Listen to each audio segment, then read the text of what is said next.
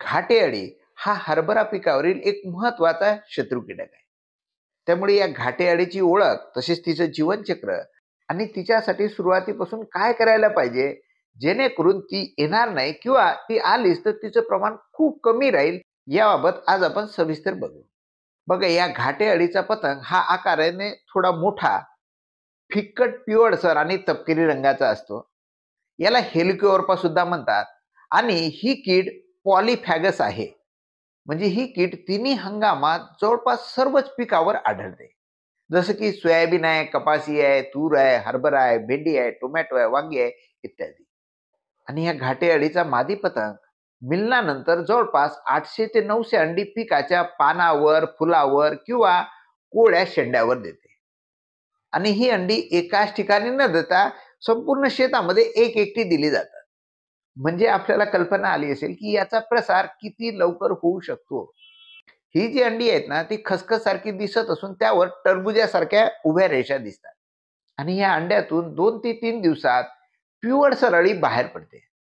सुरुवातीला या पहिल्या अवस्थेतील ही जी अळी आहे, पानातील हरितद्रव्य खाते आणि त्यानंतर मात्र पानं, फुलं, शेंडा आणि घाट्यावर हिचा प्रादुर्भाव व्हायला सुरुवात होते. मोठी अळी घाट्यामध्ये शिरून पूर्णपणे दाणे खाऊन टाकते आणि वेळीच योग्य व्यवस्थापन न केल्यास पिकाचं मोठं नुकसान सुद्धा या अळीमुळे होऊ शकते. या अळीची 12 ते 14 दिवसात पूर्ण वाढ होऊन ती जमिनीतील भेगामध्ये कोशात जाते किंवा आपल्या शेतामध्ये जो पालापाचोळा आहे त्यामध्ये जाऊन तिचं कोशामध्ये रूपांतर होतं. हा कोश तपकिरी रंगाचा असून त्या कोशामधून 10 ते 15 दिवसात परत पतंग बाहेर पडतात.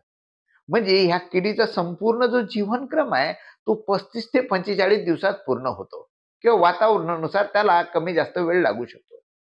आणि मी आधीच सांगितलं की ही कीड पॉलीफॅगस असल्यामुळे आपल्या शेतात जर होस्ट पीक उपलब्ध असेल तर हिच्या अनेक पिढ्या वर्षभरामध्ये निर्माण होऊ शकतात. शेतकरी बंधूंनो, ह्या किडीची प्रजनन क्षमता आपल्याला खूप मोठी वाटत असेल तरी परंतु या किडीवर मित्र कीटक सुद्धा खूप मोठ्या प्रमाणात हमला करत असतात आणि त्यामुळे फार घाबरून जाण्याचं सुद्धा काम नाही. पण मात्र हरभरा पिकाचं नियमित निरीक्षण घेणं आवश्यक आहे. म्हणजे आपण तिला वेळीच नियंत्रणामध्ये ठेवू शकू. सुरुवातीपासूनच या किडीला नियंत्रणात ठेवण्यासाठी एकरी 5 ते 6 फेरोमेन ट्रॅप्स अवश्य लावा. या फेरोमेन ट्रॅप्समध्ये ह्या हेलिकोवर्पा अळीसाठी आपल्याला काय करायचंय तर हेलिओल्यूर ची गोळी लावायची आहे. अन्यथा आपण जर दुसरी गोळी लावली तर याचा उपयोग होणार नाही आहे. या हेलिओल्यूर मध्ये मादी पतंगाचा गंध असतो आणि नर पतंग त्याकडे आकर्षिले जातात आणि त्या ट्रॅपमध्ये अडकून मरतात आणि ज्यामुळे मग मादी आणि नर यांचं मिलन होण्यास अडथळा निर्माण होतो. पुढील पिढीत होणारं प्रजनन कमी होतं. म्हणजे एक गोष्ट आपल्या लक्षात आली असेल की फेरोमेन ट्रॅप्समध्ये एक पतंग अडकवणं सोपं का त्या पतंगापासून निर्माण झालेल्या आणि संपूर्ण शेतात पसरलेल्या 800 अळ्या मारणं सोपं? तुम्हीच विचार करा. त्यामुळे माझी विनंती आहे की एका एकरावर 5 ते 6 फेरोमेन ट्रॅप्स अवश्य लावा. सोबतच प्रकाश सापळे सुद्धा आपल्याला लावायचे आहे. हेलिकोवर्पाचा पतंग रात्रीला प्रकाशाकडे आकर्षिला जातो, परंतु हे प्रकाश सापळे सुद्धा आपल्याला संध्याकाळी 7 ते 11 वाजेपर्यंतच लावायचे आहे. अन्यथा त्याचा उलटा परिणाम आपल्या मित्र कीटकावर होतो. शेतकरी बंधूंनो, आणखीन एक सोपा उपाय आपल्याला करायचा आहे आणि तो म्हणजे पक्षी थांबे. एकरी 10 पक्षी थांबे लावा. आपल्या शिवारामध्ये असलेले पक्षी त्यावर येऊन बसतात आणि एकदा का त्यांना अळी दिसली तर मात्र त्या पक्षी थांब्याचा बसण्यासाठी उपयोग करतात आणि आपल्या अळ्यांना नियंत्रण ठेवण्याचं काम करतात. बऱ्याच वेळा आपल्या शेतात नैसर्गिकरित्या HNP ने मेलेल्या अळ्या कधी कधी दिसून येतात. म्हणजे हा HNP व्हायरस आपल्या अळीला मारतो. ह्या HNP मुळे मेलेल्या अळ्या झाडाला उलट्या लटकलेल्या दिसतात. त्या उलट्या लटकलेल्या अळ्या आपण गोळा करून त्यापासून HNP औषध तयार करू शकतो आणि त्याची सुद्धा आपण फवारणी करू शकतो. हा HNP व्हायरस मानवाला किंवा निसर्गाला हानिकारक नाही. सोबतच आपल्याला दिसते की काही हिरवट पांढऱ्या रंगाच्या मेलेल्या अळ्या आपल्या शेतात आपल्याला दिसतात, ज्या मेटॅरायझियम आणि ब्युएरिया बुरशीमुळे मेलेल्या असतात. त्याच्यापासून सुद्धा आपण त्या बुरशीचं कल्चर वाढू शकतो आणि त्याची सुद्धा फवारणी आपल्या शेतामध्ये करू शकतो. किंवा आपण हे करू शकत नसाल तर आपल्याला HNPV, ब्युएरिया किंवा मेटॅरायझियम हे जैविक कीटनाशक बाजारामध्ये किंवा विद्यापीठामध्ये सुद्धा मिळू शकतं. आपण त्याचा सुद्धा वापर करू शकता. सोबतच आपण घरच्या घरी 5% निंबोळी अर्क तयार करून त्याची फवारणी केली तर हा पतंग त्या ठिकाणी एकतर अंडी देत नाही किंवा अंडी दिली असतील तर सुरुवातीच्या अवस्थेतील ह्या अळ्या आहेत त्या निंबोळी अर्कामुळे त्या पिकाला खात नाही, म्हणजे भोजन करत नाहीत आणि भोजन न करता मरतात, म्हणजे नुकसान न करता मरून जातात. सोबतच दशपर्णी अर्क सुद्धा तयार करून आपण आपल्या शेतामध्ये फवारणी करू शकता. शेतकरी बंधूंनो, ह्या सर्व गोष्टी करताना आठवड्यातून किमान 2दा शेतामध्ये फेरफटका मारा. नियमितपणे निरीक्षणे घ्या. ही निरीक्षणे घेताना या शत्रू किडीसोबतच मित्र कीटकांची संख्या सुद्धा किती आहे हे बघा. मित्र कीटकांची ओळख करून घ्या. ह्या शत्रू किडीवर उपजीविका करणारे परभक्षी कीटक जसं ग्राउंड बीटल आहे, पेंटाटोमिड बग आहे, कुंभार माशी आहे, तसंच परोपजीवी कीटक ट्रायकोग्रामा आहे, हे खूप महत्वाचे आहेत. ट्रायकोग्रामा हा मित्र कीटक हेलिकोअर्पाच्या अंड्यामध्ये आपलं अंड देते आणि त्या अंड्यातच तिचा नायनाट करतोय. हा परोपजीवी कीटक सूक्ष्म असल्यामुळे आपल्या नजरेस फारसा पडत नाही, पण याच्यामुळे नष्ट झालेली हेलिकोअर्पाची अंडी आपल्या शेतात आपल्याला सहज पाहायला मिळू शकते. आपण जर सूक्ष्म निरीक्षण घेतलं तर ती अंडी काळपट पडलेली दिसतात आणि आपल्या मागणीनुसार आपल्याला कृषी विद्यापीठाकडून हा ट्रायकोग्रामा कीटक मिळू सुद्धा शकतोय, ट्रायकोग्रामा कार्डच्या स्वरूपात. ज्या ट्रायको कार्डवर ह्या ट्रायकोग्रामाची अंडी चिकटवलेली असतात आणि एका ट्रायको कार्डवर जवळपास ट्रायकोग्रामाची 20,000 अंडी असते. हा ट्रायकोग्रामा परोपजीवी कीटक निसर्गतः आपल्या शेतात असतात, परंतु वारंवार रासायनिक फवारणीमुळे यांचं प्रमाण आपल्या शेतामध्ये कमी होत आहे.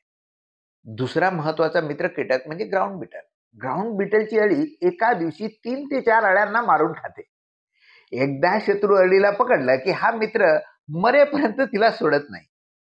हा मित्र दिवसा दिसत नाही कारण जमिनीमध्ये लपून बसतोय आणि रात्रीला बाहेर पडून शत्रू अळीला खातो आणि कदाचित त्यामुळे आपल्याला याची फारशी ओळख नसेल, कारण आपण दिवसा शेतामध्ये असतोय, रात्रीला नेमकं काय चालतं आपल्याला माहित नसतं. तिसरा महत्वाचा मित्र कीटक म्हणजे पेंटाटोमिड बग, जो लहान असताना कासवासारखा दिसतो आणि समूहाने त्या अळीवर हल्ला करतो, परंतु मोठा झाल्यानंतर एकटाच कीटक मोठ्या अळीमध्ये सोंड खुपसून अळीतील सर्व द्रव्य पदार्थ शोषून घेतो आणि ज्यामुळे अळी मरते. शेतकरी बंधूंनो, आणखीन एक सर्वात महत्वाचा मित्र कीटक ज्याकडे आपलं लक्ष जात नाही आणि ते म्हणजे कुंभार माशी. ही कुंभार माशी आपल्या पिलांसाठी मातीचं घरटं बनवतात आणि ही मातीची घरटी आपल्याला पिकाच्या पानावर, पडक्या जागेवर किंवा भिंतीवर, छतावर विविध ठिकाणी आढळतात. गांधील माशी शाकाहारी असून मात्र त्यांची पिलं मात्र मांसाहारी असतात आणि त्यांना सुदृढ आणि जिवंत अळ्या खाण्यासाठी लागतात, परंतु नेहमीच आपल्या शेतामध्ये अळ्या असतील असं नाही आहे. त्यामुळे ही कुंभार माशी काय करतं, तर जेव्हा आपल्या पिकावर अळ्या असतात तर आपल्या पिकावरील अळ्या उचलून आपल्या घरट्यामध्ये घेऊन येते तिच्या पिलांसाठी आणि त्या अळ्या ताज्या तवान्या न मरता त्या ठिकाणी राहण्यासाठी ही कुंभार माशी एक डंख तिला मारते आणि ज्यामुळे त्या पिलांची पूर्ण वाढ होईपर्यंत त्यांना ताज्या आणि जिवंत अळ्या खायला मिळतात. वाटतं ना काल्पनिक? आपण जर कुंभार माशीचं घरटं फोडून पाहिलं तर आपल्याला त्यामुळे हालचाल न करू शकणाऱ्या जिवंत अळ्या आपल्याला पाहायला मिळतात. कुंभार माशी एका घरट्यामध्ये जवळपास 4 ते 5 वेगवेगळ्या प्रकारचे वातानुकूलित रूम तयार करते, म्हणजे 4 ते 5 कंपार्टमेंट तयार करते आणि प्रत्येक कंपार्टमेंटमध्ये एक एक अंडी देते आणि त्या अंड्यातून निघालेल्या तिच्या एक एक पिलांना खाण्यासाठी 2 ते 5 एकसारख्या आकाराच्या जिवंत अळ्या आपल्या शेतातून गोळा करून आणते आणि एक कुंभार माशी तिच्या संपूर्ण जीवन कालावधीमध्ये 4 ते 5 घरटे बनवते आणि अशा प्रकारे आपल्या शेतातील 80 ते 90 अळ्यांना एकटी कुंभार माशी नष्ट करते. जीवो जीवस्य जीवनम.